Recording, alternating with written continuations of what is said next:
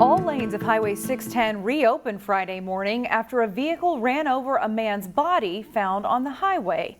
According to police, the man appeared to be deceased when a driver struck his body lying in a westbound lane of 610 near Zane Avenue.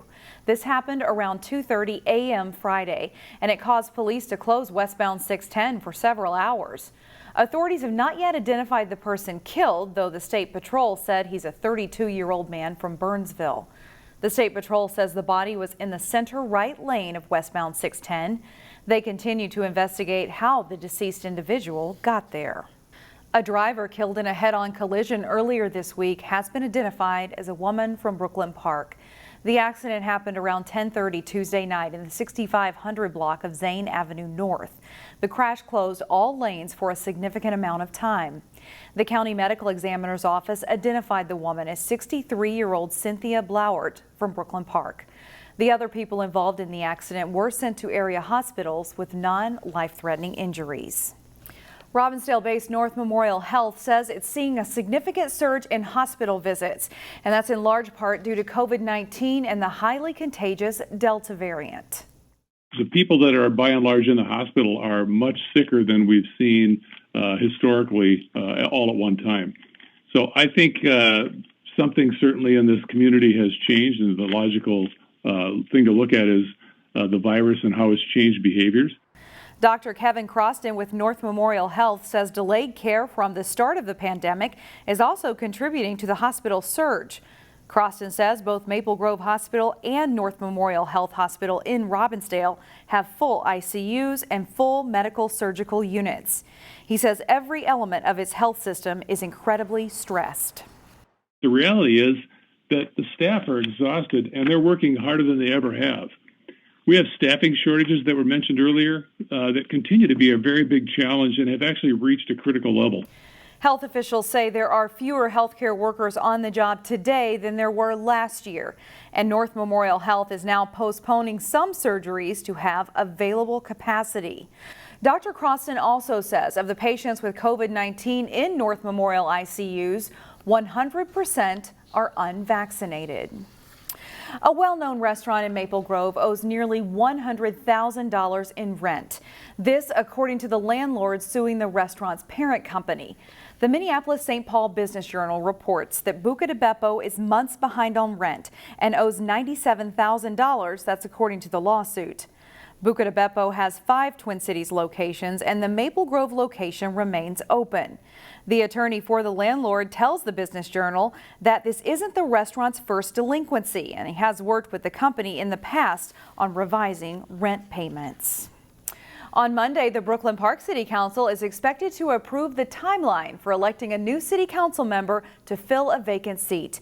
The East District seat has been vacant since Lisa Jacobson won election to become mayor in August. Since there's more than a year left on her term, the city's charter says the city must hold a primary and a special election. However, because it is in a redistricting year, there are limitations on when an election can be held. So the city had to amend the city's charter to be able to have just a special election with no primary.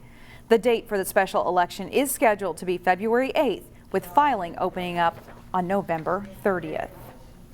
The city of Golden Valley is going the consultant route to help find a new police chief, and Golden Valley residents are invited to meet with the consultant to give input on what they want to see in their next chief.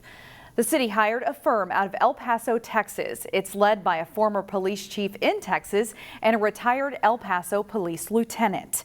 Scott Nadeau, a 34-year police veteran from multiple Twin Cities police agencies, including Brooklyn Center, is currently serving as interim chief. Golden Valley will hold an open house on Thursday, October 14th at Brookview to allow the public to meet with the consultant group. One of the most unique exhibits we've seen in some time is now on display at North Hennepin Community College, and it's one inspired by the Muppets. Here's Neil Persley with today's Weekend Showcase. When I talk about my work, I always start with the Muppet Show, because it was really, that's like the baseline inspiration. Welcome to the whimsical world of artist Jill Foote-Hutton. Those were animals, so there always, though, is some way that I anthropomorphize the creatures, either by like personifications I'm putting on them, or things like that, noticing their characteristics and their traits and what we can learn from nature. The ceramics are done in an Art Nouveau style. They also are all wearing clothing. So this show's called Civilized WILDLINGS because I am reflecting on the human nature to want to, like, what does civilized mean? Her exhibit at the North Hennepin Community College Gallery is a combination of ceramics and graphic art. And then I did the graphic posters because there's always a story. And sometimes the posters that are with them have really specific factual information that I looked up. And sometimes Jill expounds on the factual information, creating a fictional storyline for the characters. There's a nice kind of blended narrative of both historical reference to Art Nouveau ceramics and pottery vessels, but this nice pairing of natural humanized animal forms. But ultimately, I want it to bring people some joy, that it makes them happy that the colors are bright, and that they can always find new discoveries, and that they just don't get tired of looking at it, that there's always something to take in. Civilized Wildlings will be on display in the gallery through October 28th. For Weekend Showcase, Neil Persley, CCX News. You may want to enjoy the fall colors this weekend. The Northwest Metro is about 25 to 50% past peak. That's according to the DNR's fall color report. Photojournalist Dustin Scholl captured some of the fall color in Maple Grove.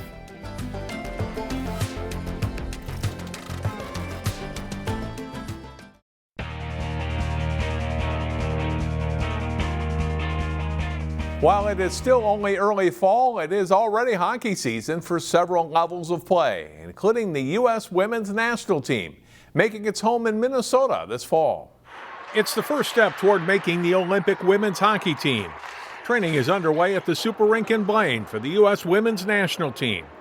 6 of the 28 players are from Minnesota, including Plymouth natives Danny Cameronese and Kelly Panic. It's really special to be here, obviously. We're really proud to be from Minnesota. And kind of welcome everyone here and show them all the places that we go on a day-to-day basis. They all kind of had our training life experience yesterday for the first time, so it's kind of fun for that. And then also, yeah, just having your family close and your support system close is really important. 4 years ago, the women trained in Florida for the Olympics. The National Sports Center has been home base for the national team camps the past few years, so this has a better feel. We have a lot more opportunities here than we did have in Florida, and basically a million rinks we could play in and good competition to get us ready. But it feels nice to be at home and in the state of hockey, and this rink and the new locker room makes it feel like our team finally has a place where we can come back to and have it feel like that home and that family. Cameronese and Panic were gold medalists for Team USA in 2018. And while the roster spots for the Beijing Games in February aren't guaranteed, having been through the 4-month training and exhibition season once before is a big help. Yeah, it is a little different, obviously, knowing kind of what to expect. You know the chaos that's coming. You plan for everything, and you just know all those plans are going to go out the door pretty quickly with it. But just trying to kind of prepare everything, but also enjoy it, because after the last time through, you never know when the next time is your last game. So. Only 23 of the 28 players skating now in Blaine will travel to China for the games. And the goal is the same as always, bring home gold. But only one of these 2 players from Plymouth knows where her 2018 medal is. I do know where mine is. Mine is all tucked away in a bank. Honestly, I don't even know where it is. It's at my parents' house somewhere. It's maybe a little safer. I would lose it apparently, so. Team USA will face off against rival Canada in their final Olympic tune-up December 20th at the XL Energy Center. It's about 1 month until section competition for local girls swimming and diving teams. 2 of the area's better teams went head-to-head Thursday. Jay Wilcox has the highlights. The Armstrong girls swimming team handles the national anthem as they host Maple Grove in a dual meet. To the pool and the 200 medley relay. Maple Grove and anchor Ryan Hopp steams to the win. Their time is 1:56.80 as the Crimson take the top 2 spots. In the 200 freestyle, Zoe Bresnahan of Armstrong dominates, winning by nearly 10 seconds in a time of 1:56.45. The 200 IM has a clear-cut winner too. Freshman Libby Baker of Maple Grove races to the win in a time of 2:12.15, 8 seconds ahead of the runner-up. In the 50 freestyle, Armstrong's Olivia Keene is in between two Crimson swimmers, and she takes first, edging Hop and Kaya Flaherty. Armstrong pulls out a close one, beating Maple Grove 96-90. Jay Wilcox, CCX Sports. The Benilde-St. Margaret's girls soccer team, ranked number 1 in Class 2A, trying to secure the Metro West Conference title when they hosted Waconia. Early second half, and Avery Richardson passes to Sydney Drees, who takes her time, plants, shoots, and scores, and BSM leads 1-0 on the 11th goal of the season for Drees. Red Knight sophomore goalie Olivia Olson keeps the Wildcats off the board, making one of her 7 saves here, and it remains 1-0. It stays that way until late in the match. Kaya Gilliland crosses the ball to Ava Wagner, who heads it in. It's the 21st goal of the season for her, as Benilde-St. Margaret's wins 2-0 to improve to 14-0 on the season. John Jacobson, CCX Sports. Find more prep sports games and highlights at ccxmedia.org and follow us on social media.